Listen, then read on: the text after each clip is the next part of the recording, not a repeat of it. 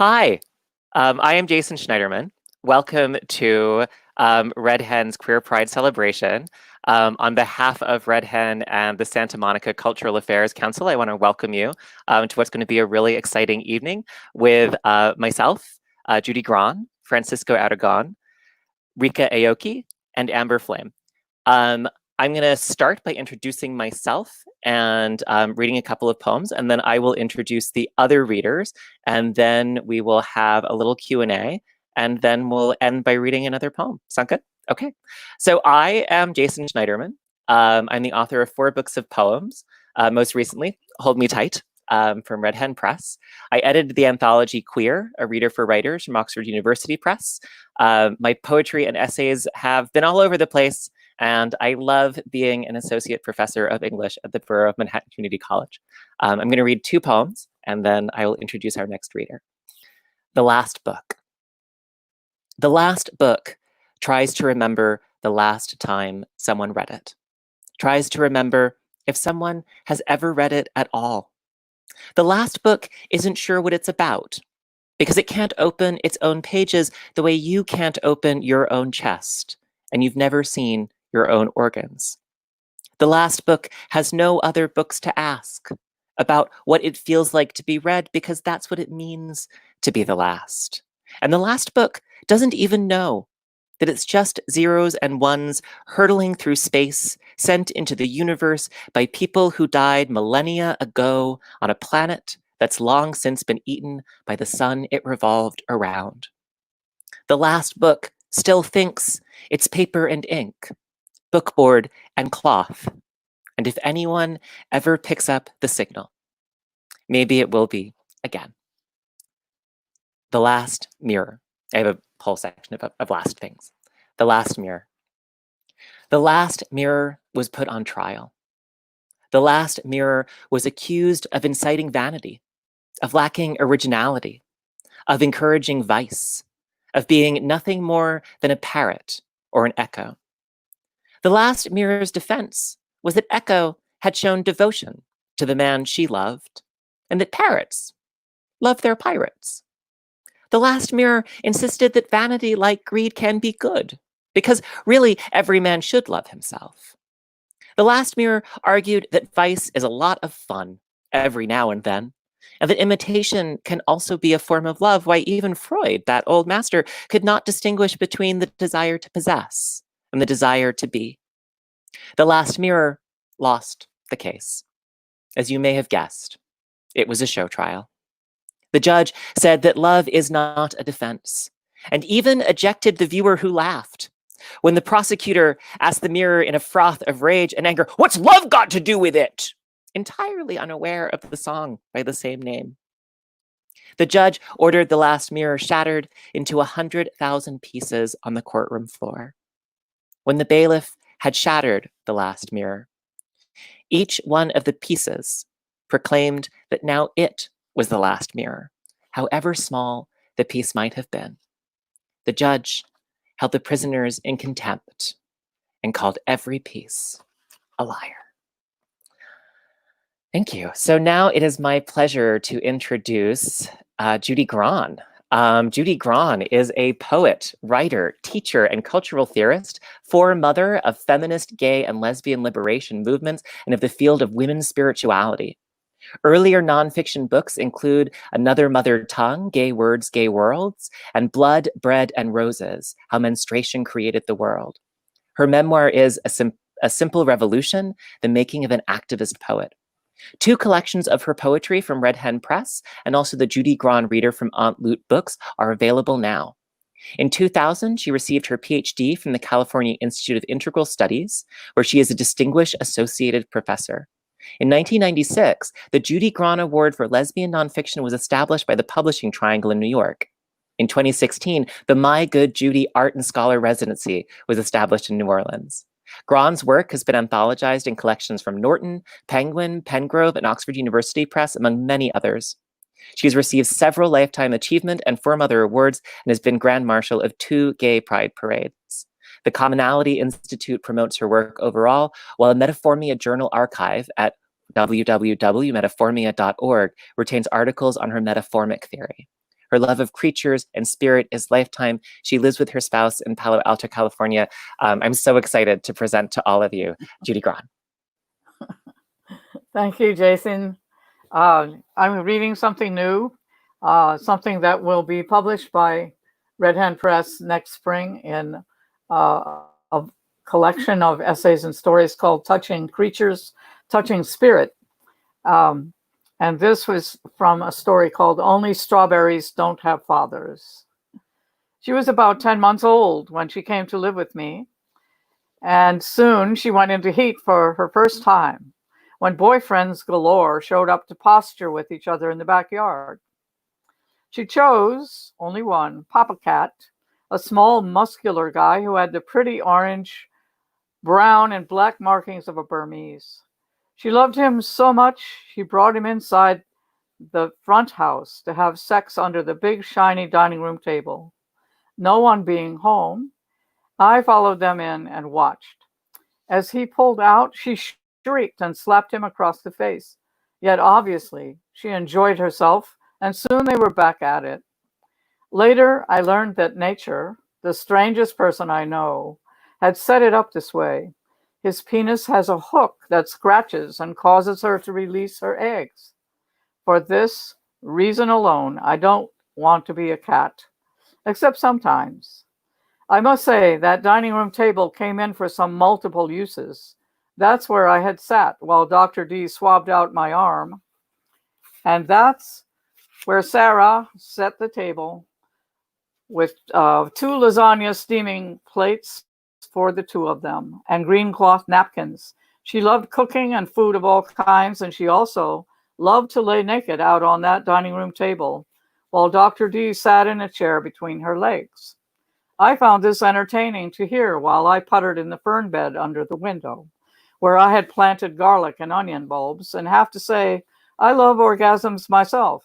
I won't tell you where I get them from, though I will say it has to do with water. Anyhow, to get back to Morgan and Papa Cat, he stayed with her for weeks, sat with her on the back steps of the big house, ate inside my little cottage by her invitation, and left before she swelled all the way up.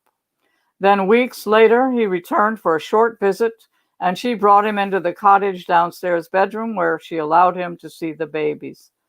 Her central focus was those babies. My central focus is in case that truck comes to get me. My dad says that I am the kind of creature God does not like, and that everything bad that happens is all my fault. So naturally, I have felt closer all my life to other creatures God does not like. Number 1 is earthworms. My dad hates them, says they are little snakes, and a snake ruined life in the first great garden. But I know that no garden does well without worms. They make the plants prosper, and besides, they outnumber human beings by a bazillion to 1. So if the garden loves them, I love them. I love them even more now that I have learned they are androgynous. They aren't men or women. Each one is both, yet they don't mate with themselves. Instead, fall in love with each other and mate for the longest time you can imagine. Hours and hours. Think about this. In worm time, days, even years of continual bliss. I love them so much for this. I just wanted to be near them, so crept out quiet about midnight, where I found 2 of them in the ground cover on their honeymoon, slick with mucus, shiny and perfect. They were facing opposite directions, each one balanced in the saddle of the other. I have never even imagined such perfectly executed love. So I covered my eyes with a bandana in honor of them not having eyes, and lay down as close as I could without bothering them. That's from Touching Creatures.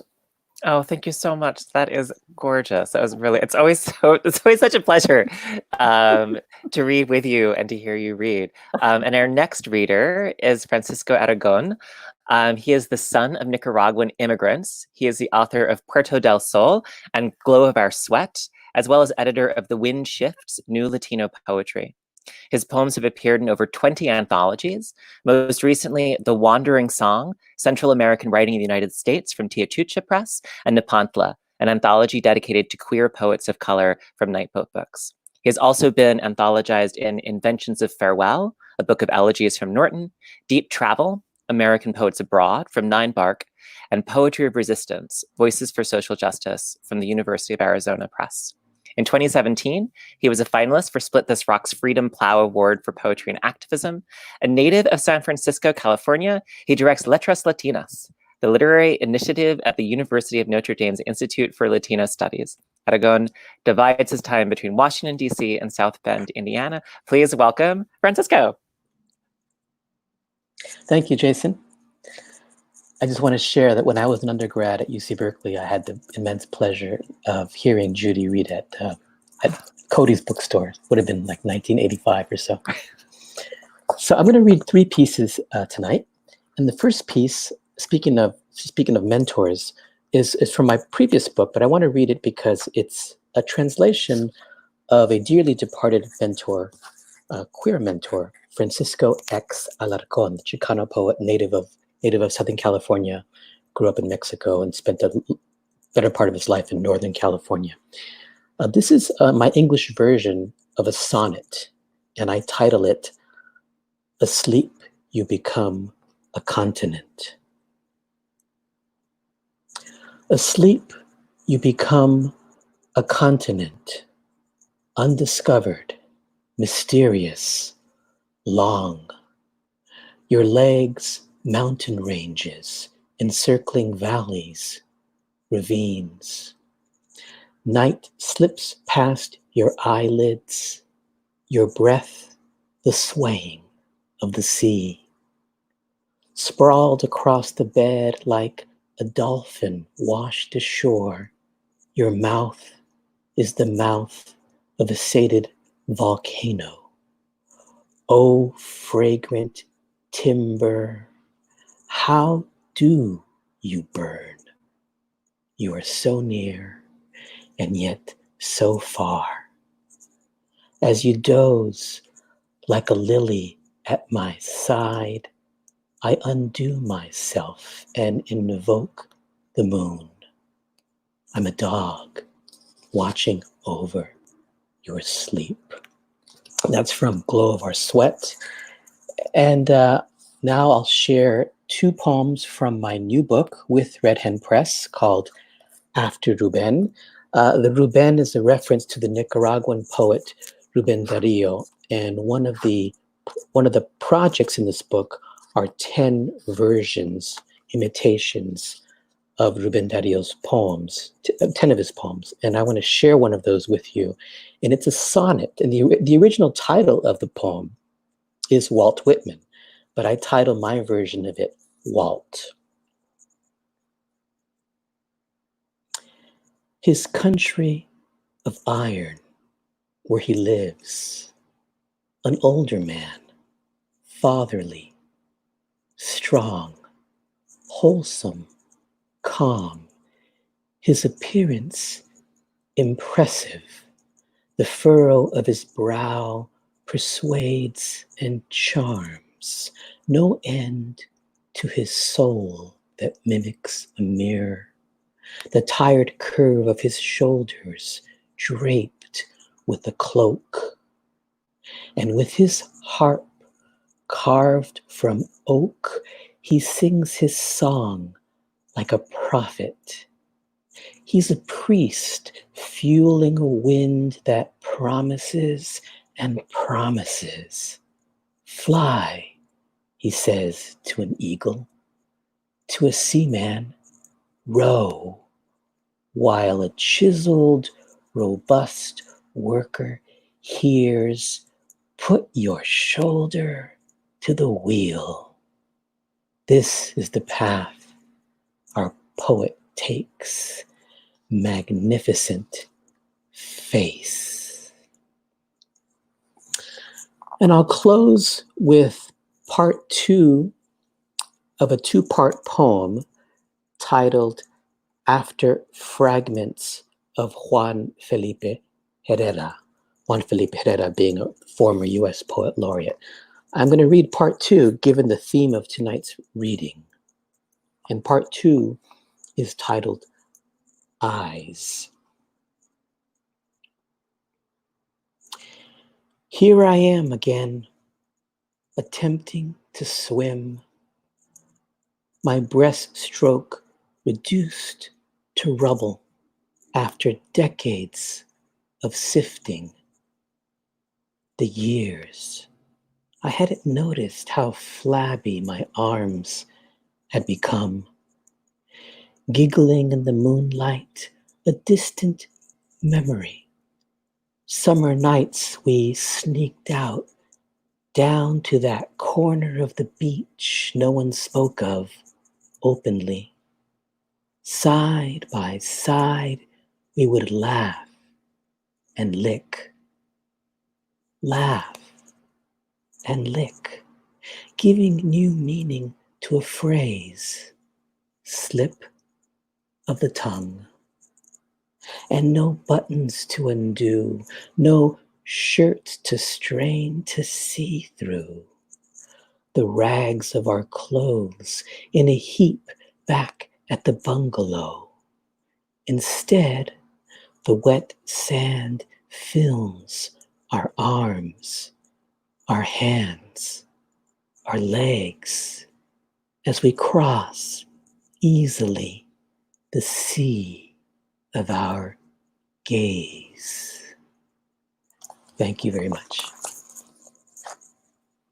Oh, thank you, Francisco. That was wonderful. I really enjoyed that so much. It's always a pleasure to be with you. All right, and so our next reader, Ryka Aoki, is a poet, composer, and the author of Seasonal Velocities, Hamele Ahilo, a Hilo Song, Why Dust Shall Never Settle Upon This Soul, and The Great Space Adventure. She has been honored by the California State Senate for her extraordinary commitment to free speech and artistic expression, as well as the visibility and well-being of transgender people. She has also worked for the American Association of Hiroshima-Nagasaki A-bomb survivors, and 2 of her compositions were adopted as the organization's official songs of peace. Ryka has an MFA in creative writing from Cornell University and is the recipient of a university award from the Academy of American Poets. She is a professor of English at Santa Monica College, and her next novel, Light from Uncommon Stars, is forthcoming from Tor Press in fall 2021. Please welcome Ryka. Yay. How's everything going, everybody? Thanks for being here. Before I get started, I just wanted to it's really nice to be reading, and there's this writing is a bit of an escape from the day-to-day world, but the day-to-day world is still the day-to-day world. And I just want to send a shout out that Black Lives Matter, and that this time that we have here is privilege, and we are grateful for that time to share our work. But we have to remember that this is a respite and life is happening, and there are a lot of people who will never have the opportunity to be part of a beautiful reading like this because their lives are cut short. So for them and for those of you listening, I give this reading. So this is coming from my next novel. This is Light from Uncommon Stars, and yeah, this is kind of brand new. So anyway, thank you very much, everybody. Shizuka reached into a bag of hot dog buns, tore off a big piece and tossed it to the ducks in the lake. To be truthful, she wasn't expecting much. The girl was likely a beginner. Scratchy bowing, crappy intonation, the usual beginner headaches. Still, there was something refreshing about listening to someone whose play had nothing to do with brilliance or selling of souls. The ducks swarmed around the bread as she tossed in a piece and then another.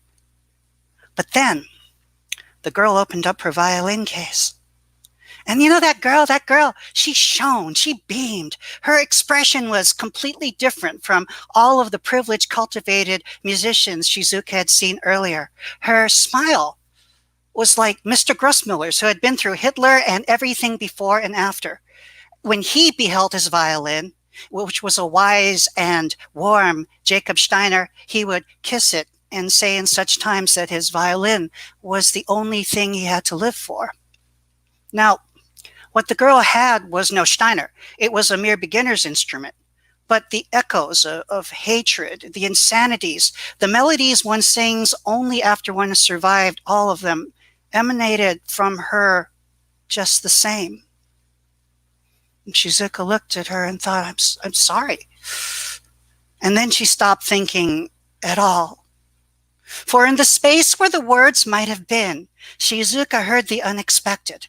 Now, most people would hear a chime. An ordinary musician would hear A440, but a very special musician would hear the violin waking up, saying good morning, stretching, coming to life. It was a tuning fork. But the girl exhaled, seemed to blush. My violin likes it better when I tune her this way. Where did this girl come from? South San Gabriel? Rosemead? Shizuka thought of all the times she had seen this privileged musician with a brand new digital tuner and a shiny instrument. How does someone like this just wander into the park? Shizuka was wondering, what would she play? Bach, Mozart, maybe Chrysler. She had the presence that would go with Chrysler. Maybe Bartok? Shh. She breathed and stilled herself. Look, reality is reality. That instrument, that student bow, that crappy resin in the sliding plastic box, this was not a cultivated prodigy. Bartok, no way. More likely, she was going to be playing Perpetual Motion from Suzuki Book 1. Now, of all the music she expected to see, Shizuka did not guess this girl would start playing Stradiak. Stradiak. Stradiak. As in the School of Violin Techniques, as in cod liver oil, a measles vaccine, a regular trip to the dentist, as in those boring exercises, the reason so many students quit. Who the hell plays Stradiak? And why with such a smile? The School of Violin Techniques by Henry Stradiak, first published in 1900. Katrina had found this volume in a dollar crate behind the used bookstore. It was probably there because the store thought all the markings and annotations and scribbles and teacher's notes rendered the book unsellable. But for Katrina, oh my God, these fingerings, these suggestions, these encouragements, these were words that she had never seen. She loved music, but she was queer and living in a small working town east of Oakland. The afternoon that he found her makeup, Katrine's father had punched her so hard that the entire side of her face had turned black and blue.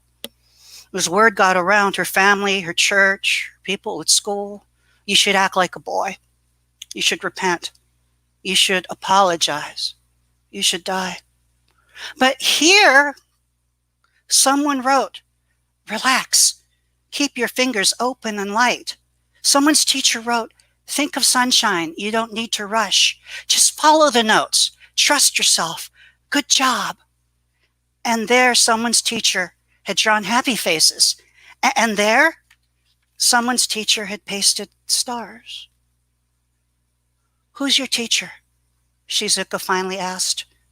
No one? This made no sense. How does somebody without a teacher encounter Stradiak? I took violin in school once when I was 7, but my father stopped the lessons. What? Why? Now Shizuka was even more confused. I mean, anyone could hear this was a gifted musician. He said it was making me a faggot, the girl said. The girl rubbed her eye and winced. Shizuka inhaled sharply. See, some of the makeup had rubbed off to reveal the bruises underneath. The bag fell from Shizuka's hands. Ducks flew at the fallen hot dog buns, tearing everything she had brought with her to shreds. Thank you. That was wonderful. That's really, really moving. Whew. And our next and final, or not final, but because we're going to go on to other things, but our last reader is Amber Flame. She is a writer, composer, and performer whose work has garnered artistic merit residencies with Headbrook, The Watering Hole, Vermont Studio Center, and Yeffe Knopf. Flame served as the 2017 to 2019 poetry writer-in-residence at Hugo House in Seattle, and is a queer Black single mama, just one magic trick away from going her unicorn horn. Flame's first collection is called Ordinary Cruelty, which is best ordered from her website, theamberflame.com. Her second collection, Apocrypha, is forthcoming from Red Hen Press. So welcome to the Red Hen family, and take it away. Thank you. I'm so honored to be here. What a great reading already. Yes, just an honor to be here and to be included. I was going to start with something, but I think I'm going to stick with sort of this this haunting and this loving theme. Judy's got us warmed up, and Francisco like lubed it all up, and I feel like Ryka reminded us of the ghosts, and then so I'm going to try to stick with that and maybe tie some of what I'm doing into that. So I'm going to read a couple of poems that are from this upcoming book. It's called Apocrypha. It's a non-gendered love story between a lover and their beloved. And the poems are written contrapuntal, so they're written to be sort of call and response between the two. And in order for that to really be communicated in a reading, I'm going to sing one of the parts. So one of the voices is sung and the other voice is spoken. The titles of the poems come from words in other languages that do not directly translate to English, and poetic definitions of those words. Oh, Ryka, you really moved. Oh, this has been a great reading. I'm so glad to be here. Yuan Fen is a Chinese verb. 1, to meet because of fate.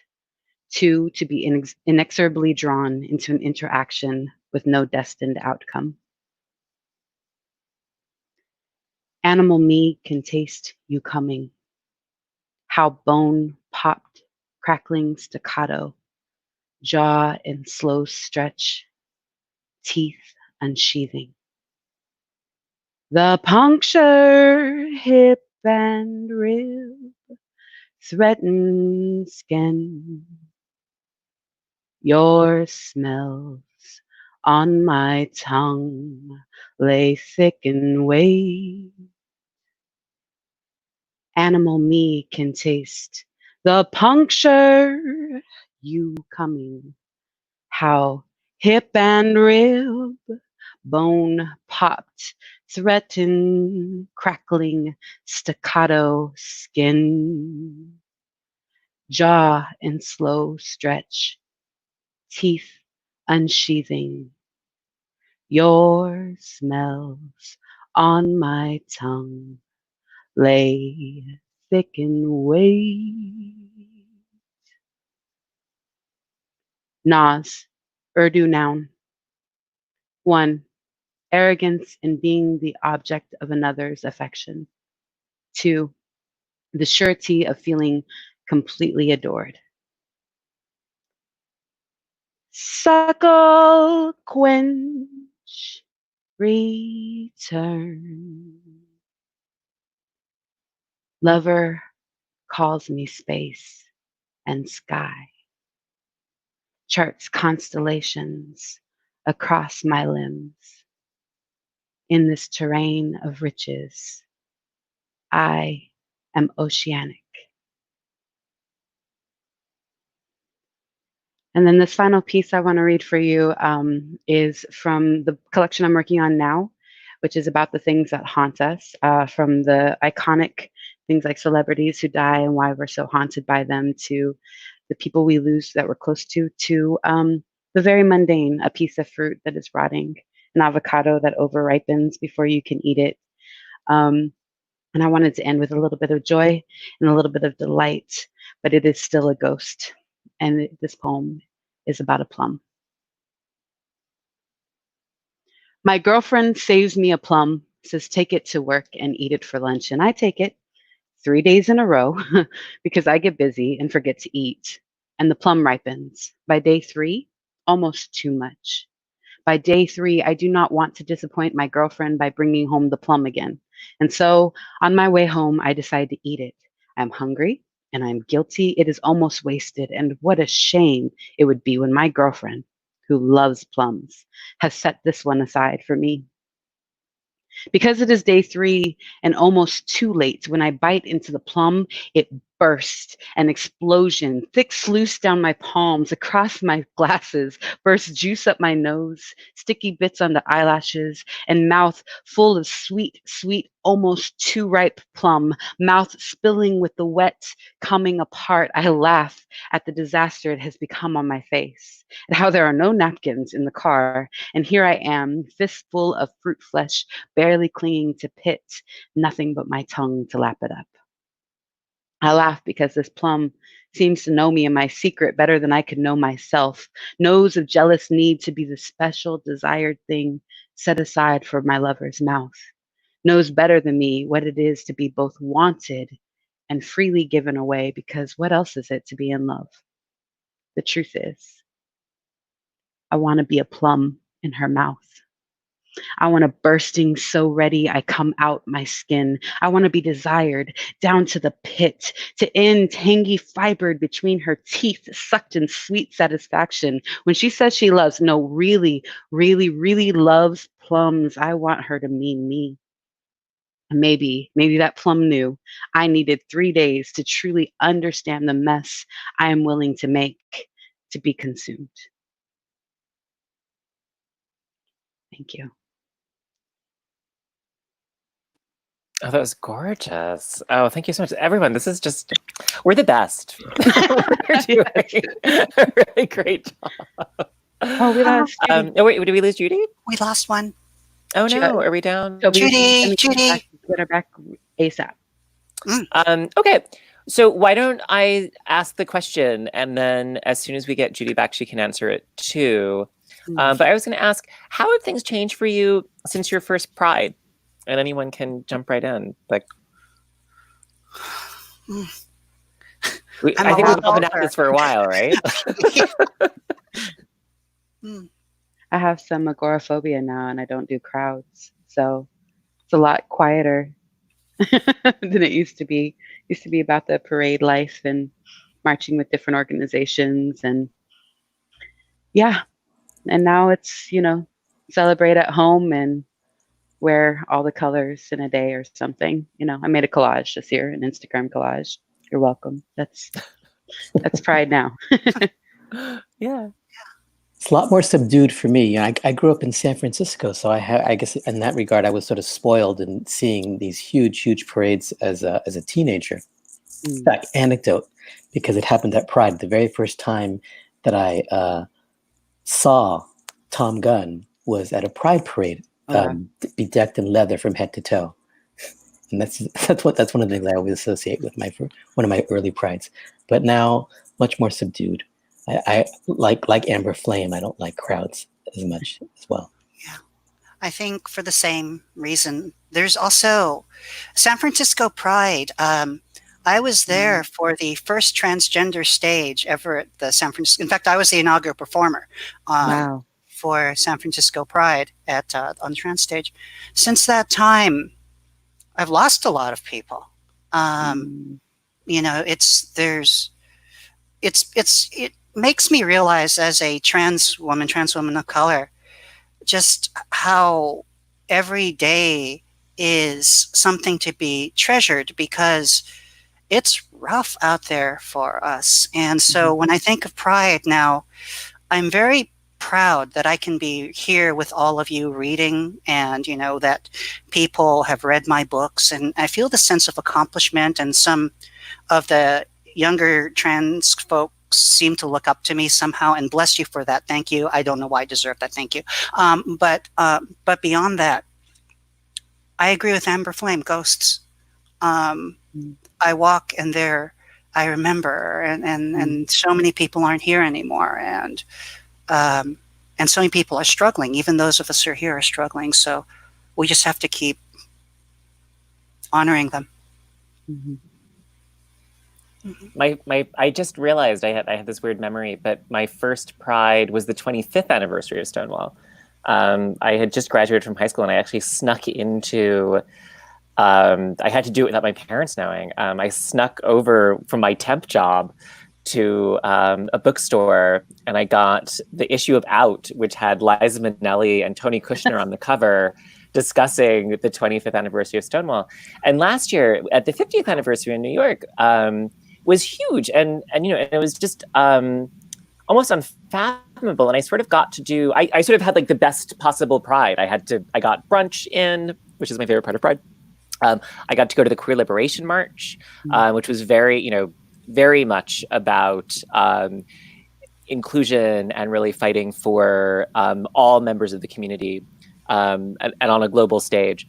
And then I went to, I guess, Corporate Pride, and I got to march with the City University of New York. And, if you told me when I was sneaking away from my temp job that I would now have, a job where I get to go march with students and hold the biggest, longest Gilbert Baker rainbow flag, and that my students would be insisting that we not use the Gilbert Baker rainbow flag, but that we use the Progress flag with the black and the brown stripe and with the trans flag included. I would have been pretty excited. I would have been like, I'm looking forward to that. That's something I want to stick around for. Yeah, I mean, the other thing too, it's like, I guess it's not all mourning and pining for the past. I really love to see what's happening right now. Some of the younger folks coming in there, who are half my age, they're fierce. It's so much fun to not have to drive the movement, to be able to, and watch these people do things that I wasn't capable of. I couldn't even see. And maybe in some small part, it's, some of the work that my friends, we were doing back in the day, maybe they built off of that. And if that's good, if that's what's happening, then I'm good with that. So, I mean, yeah, it's not all wistful. I mean, there's still a lot of excitement, and there's a lot of being awestruck by the energy and the ingenuity and the brilliance of, folks doing this now. And it's new prides for them. And wow.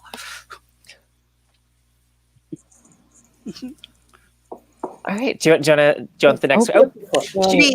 Yay, Judy, you're back. I'm back. Okay, so we all answered the question, so it's your turn. How have things changed for you since your first Pride? Oh, wow. I wish I'd heard everybody else's things. I was trying to think what I would call my first Pride. I think it would be the picketing of the White House in 1965, because it was a little procession. And there were 12 of us walking around with picket signs. And then after that, I started Gay Women's Liberation. It was the same year as Stonewall.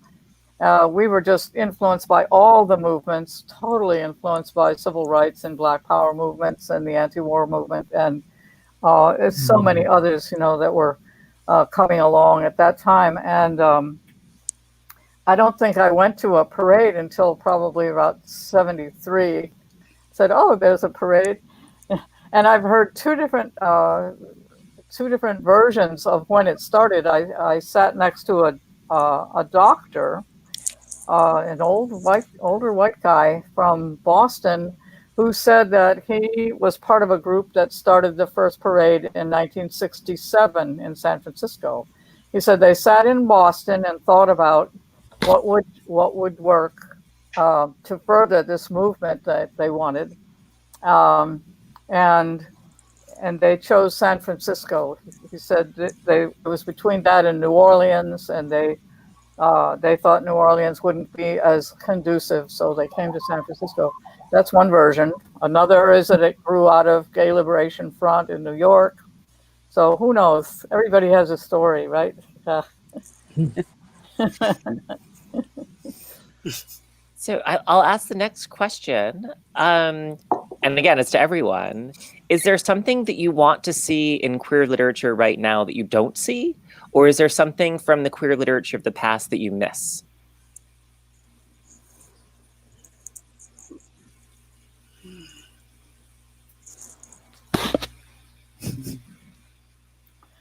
Well, I'll go ahead and answer that if it's okay, because I did think about that question last night. And I think what I would love to see, and maybe there are a lot of things, I don't know, but I'd like to see an anthology of all kinds of us writing about how we think that LGBT and so on changes the world. Mm.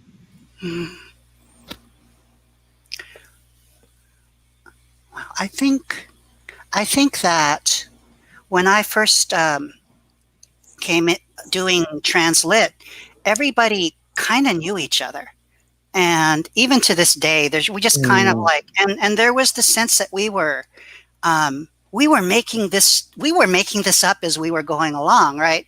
And it was just this, we were touring, there was just this intense interplay, and it just felt like our hometown was this thing that wasn't defined by geography. It was defined by literature and interest. I would like to see that again. What I mean by that is it's there somewhere, but it's invisible to me now because I'm not in that spot. There are people doing this at this moment. I just wish that I had access and could see that again, that feeling that, of newness to it, And I guess on the other side of things, what I'd like to see more of is just recently there were some people disclosing how much money they were making in publishing.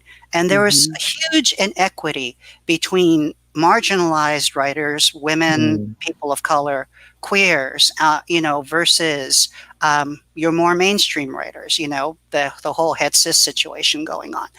And I'd like to see that balance being a little bit, well, not a little, but I'd like to see it be eliminated and, give more folks a chance to make a go at it. Because, I mean, look at everyone here is brilliant. I'd like to see us make brilliant money. Brilliant money would be amazing. I know, brilliant money.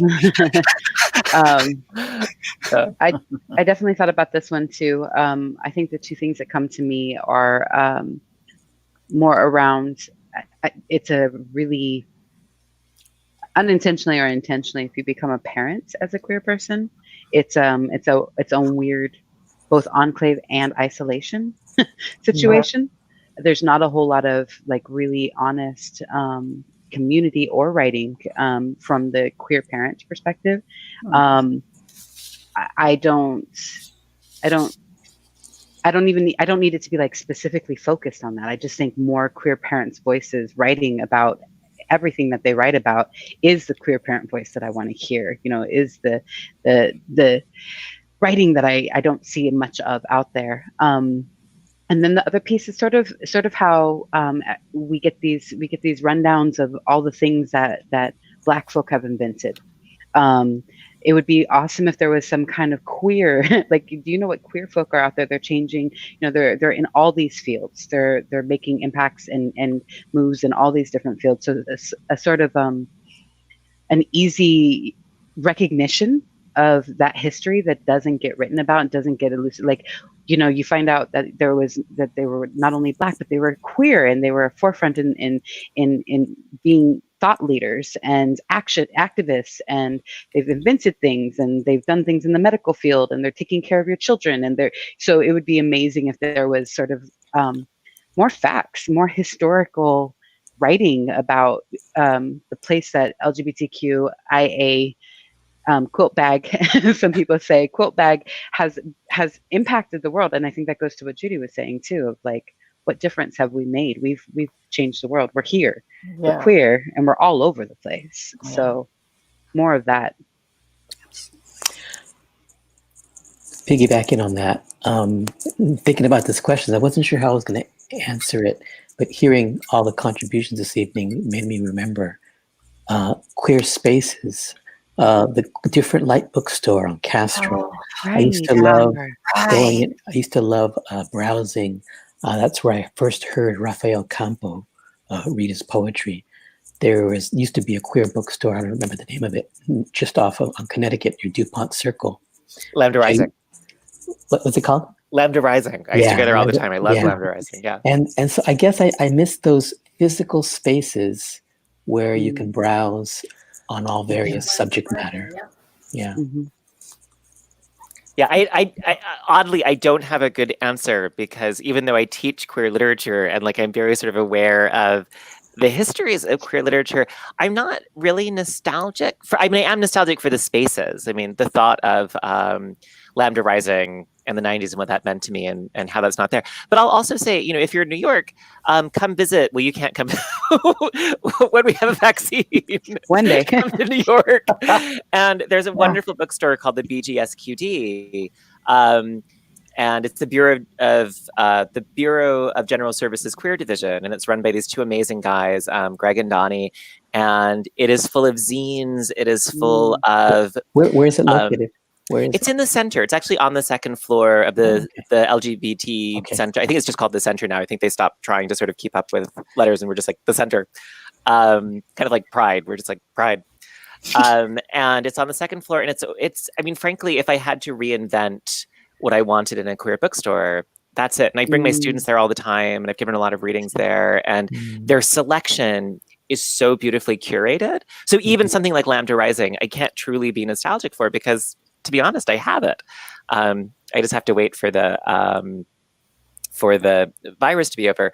I teach global queer cinema, and so I've sort of been immersing myself in cinema from around the world. And one of the things that I'm really excited about is how many more, when we had to shut down, and I sort of lost access to some of the movies that I can show from my own collection, I was like, the danger is, if we're stuck in this one archive that we have through the library, this can't become Gay Men Around the World. Like, this has to be, this truly intersectional. We need the intersex films. I cannot find, there's one film I can find with like a gender non-binary protagonist. There's one film that I can find that sort of, deals with a lot of different things. And so I'm really excited. What I want to look forward to is a lot of identities that that aren't visible enough becoming visible. That making more space for intersex people, making more space for gender non-binary people, making more space for asexual stories. I just sent you a link to a movie and the filmmaker. So thank you. Welcome. Thanks. Do we want to go one more question, or do we want to go to the readings? Do you want to do one more question? Sure. Okay. So can you talk about finding your space as a queer writer? What was it like to find your space as a queer writer? Which space, where, and when? Yeah. Enrique, you sort of began to talk about that a little bit, I think. My space as a queer writer? Well, I think that if I weren't a writer, I don't know what would have happened to me. I think the writing, and I think there's some intersectionality there. I suffered through a bit of child abuse. Some of what went on in my story is allegorical, but it's based in my own story. So writing has always been this place where my reality could assert itself, especially when, and so people who invalidate us for whichever way, shape, or form, I could escape. And then I built my writing outward. Actually, the first time I ever came out as Ryka publicly like this was on stage at a poetry reading, because that's where I felt most comfortable. Figured as long as I'm on stage, I can't be eliminated because I have witnesses. So I find my space as a queer writer a very calming one. I'm much more comfortable as a writer when talking to all of you. I feel very little anxiety when I am talking but when I'm talking about like the day-to-day, I'm wondering, I'm not even interesting. This is no good. So for me, the queer space, and that's just how I see the world, how I kind of relate through it. And I've been lucky enough that I've met some amazing people, and some people like my work, and I will continue to work very, very hard to keep that going because I like it. I think the way I would answer this question is by speaking briefly about how enriching and empowering it's been to encounter other queer writers along the journey, such as mentors. When I was at UC Davis, I took a course on the San Francisco Renaissance with Gary Snyder, and it gave me an excuse to read all of Jack Spicer and read Jack Spicer's biography. And I remember what an impact that activity had in getting in touch with literary San Francisco of the 1950s and early 60s. And while I was in the Bay Area, that's when I got to meet Francisco X. Alarcón, and I got to meet Tom Gunn. And having those kinds of relationships created space for me to imagine adding my voice to that chorus one day. Mm. Well, I'm just right in there with Ryka. The writing itself gave me a home, gave me a place to live, and then some people would gather around that. And I find that I've always had to make my own communities. So, and again and again and again, that's been, okay, do the writing, but then how are you going to gather people around who can understand it and support it and so on? So it's like always the activism has to be a part of the writing. And it's like, so I'm like that octopus that carries the coconut shell around with her on the bottom of the ocean floor and gets in it every once in a while. That's what it feels like, and that's probably what it looks like too. I think that's true for a lot of us, that we have to do that. It's a way of saving our own lives and saving the lives of the people that we love. Yeah, I agree. The saving your own life, that I think it's almost the opposite for me in entry. I'm very used to not being able to own identities, which is why I own my name. And I like my name because are you this, are you that, are you enough, are you too much kind of thing has been more my struggle. And I think that's partly my privilege. I have generations of people who have done that hard work of carving out space. And so I got to step into that space, and it was, my writing is queer because I'm a queer writer, not because, it's not a way for me to own it. It's a way for it to own me, and to come into community and say, this is my gift back to community, which allows me to find my family. So it's like the flip side of it is the communities that Ryka and Judy and Francisco that you carved out of this world, like literally with your scraping fingernails, is now a home for people to be able to enter and to contribute and to expand and to build a wing that's called parenting as queer, and that's called this is queer. And I'm lucky, but yeah, that's where I get to own it because it owns me. Beautiful. Really beautiful way to put it. Yeah, no, I began writing in code. Like I was just I needed something that no one around me would know what I was saying, that I had to be able to talk about being queer without being able to talk about it. And so I began with these kind of, really cryptic, when I was 15, 16, these like really cryptic encodings. And then slowly as those kind of opened up and I realized that people would want to hear my voice was pretty cool. So why don't we wrap up with a poem from each of us? Flame, do you want to go? Sure. I have a short little one, another ghost. This one's called Bedfellow. How do you kiss a ghost? What kind of mouth meets your hot breath? Can you say, no ghost, no thank you? How do you friend zone a spirit determined to want you? Demands your attention, even if only when you finally sleep. What door you lock? What clothes don't ask for it? Is there any agency in submission to a haunting? Or must you lay in wait, trying not to flinch, but you do, even when you hear it coming? Boo.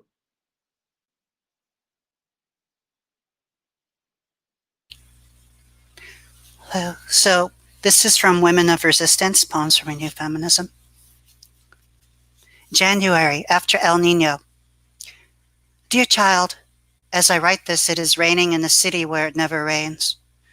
People drive quickly, sloppily, angrily, surging around corners where people leave the metro bus, where someone pushes a shopping cart, where someone yanks it back before a pickup rushes by.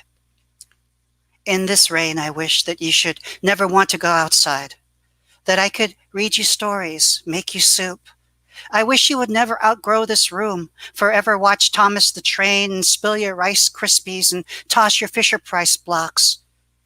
I hear another car door slam, another horn blare, someone yells faggot, and I wish you would remain an infant, tiny feet in drawstring booties that I could shield with arms and back from the storm and whatever ill it brings, to this world in which I wish you might never be born, not now, when water feels like hatred in the cracks and potholes of the roads, inciting the voices, the wheels, the engines as assault them every day. I wish this body had never opened, that this heart had never known love, that instead of you, what falls from above would find no one to endanger, no one to hunger, and no one to harm.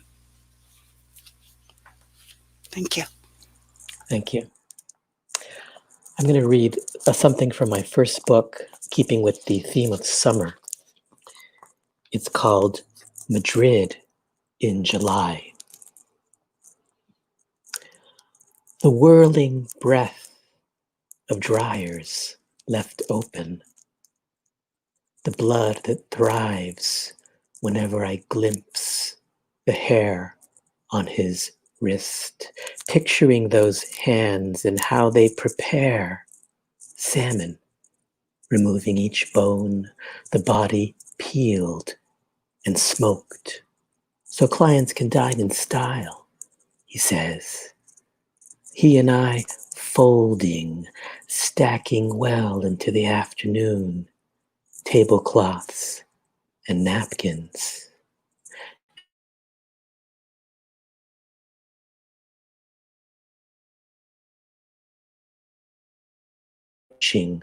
Electric with rain, those sudden drops cool as we step from the fragrant laundry air, refreshed and alert, the 4 blocks home. Thank you.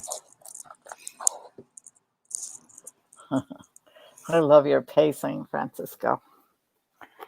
I'm reading from Love Belongs to Those Who Do the Feeling from Red Hen Press. This is a poem called Lunarchy. Go with the tide, with the moon, where despair never lasts, always returns to joy, and joy never lasts, returns to fear, and fear is fleeting with birds in the wind, ebbing mad, then flooding joy, beautiful, dreadful, and steady as the morning star that rises, falls, fills, empties, fills, disappoints, fulfills, drowns, buoys, and disappears, reappears, the way she does, the way love does, steady, unsteady, steady, unsteady, steady, unsteady, steady.